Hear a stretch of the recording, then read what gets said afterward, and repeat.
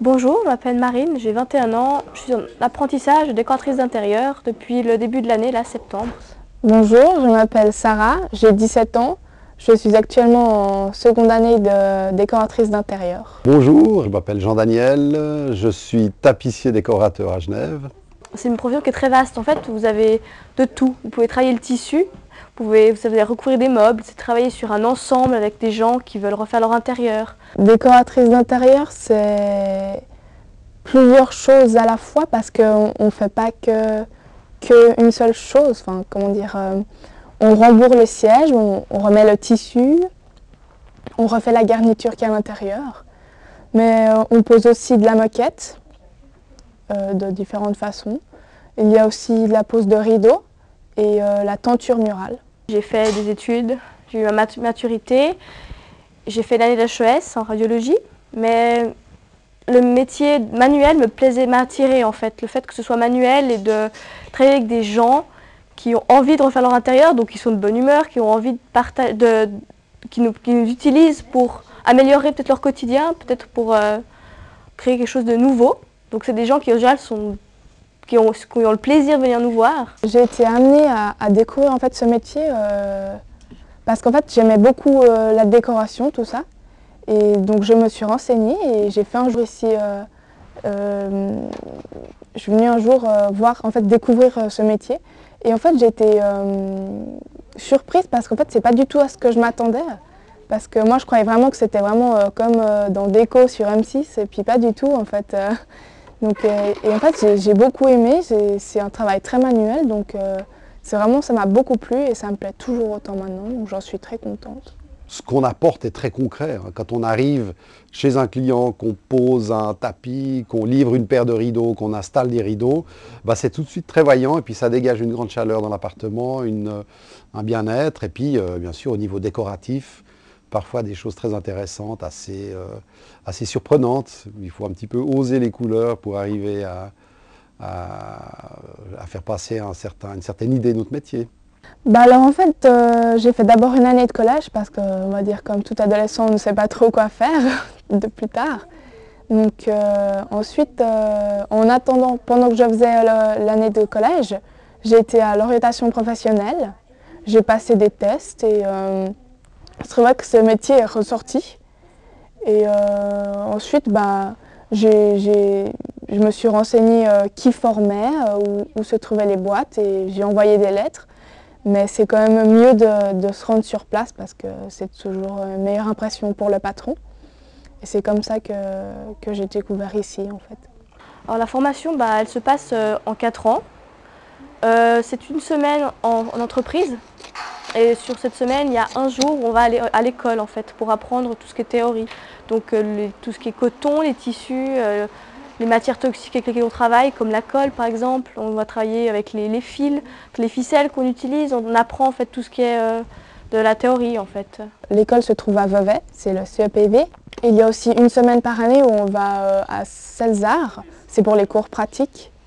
Et puis sinon, le reste du temps, c'est en entreprise. Là, par exemple, cette semaine, on a travaillé sur le coton. On a appris d'où venait le coton, comment il a été travaillé, son histoire. Parce que c'est une matière avec laquelle on travaille beaucoup. On a des cours de dessin technique aussi beaucoup, parce que c'est une profession, on doit parfois dessiner pour représenter par exemple une pièce à un client ou n'importe, pour qu'il se rende compte peut-être de ce qu'on va lui créer. Donc il y en a beaucoup de dessins techniques et aussi de la théorie sur les tissus. Il y a aussi la culture générale comme tout apprentissage. Et puis la technologie aussi, qu'est-ce qu'il faut faire, qu'est-ce qu'il ne faut pas faire justement pour se mettre en danger dans l'apprentissage, au métier, enfin par rapport au métier. Surtout au début, c'est bien entendu d'arriver à acquérir la main, je dirais, qui est nécessaire pour arriver à faire une garniture, si on prend l'exemple des garnitures de siège, une garniture qui soit conforme à ce qu'on veut. Donc dans ce sens-là, c'est vrai que la première année surtout, on va dire le début d'apprentissage, la première moitié de l'apprentissage, est parfois assez décourageante. Donc ça veut dire que pour entreprendre ce genre de travail, il faut vraiment avoir envie et s'intéresser à ça, je dirais, pour pouvoir passer par-dessus ces moments difficiles peut-être.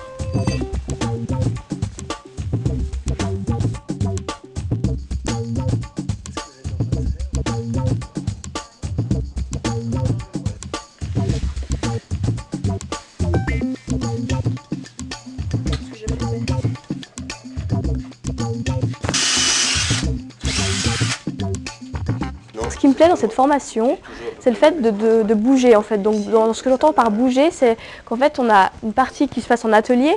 Donc on va faire les meubles, on va travailler les tissus, préparer des banquettes par exemple pour un salon de coiffure par exemple.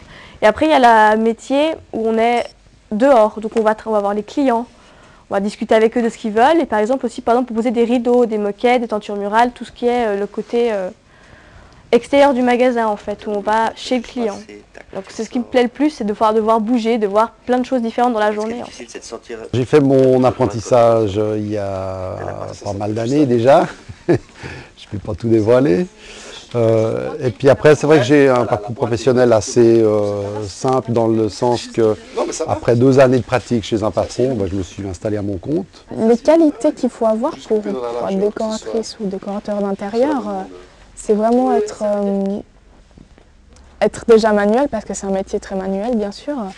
Il faut quand même avoir un minimum de physique, parce que comme je dis, porter des moquettes, c'est pas, on va dire, il faut quand même avoir un minimum de force.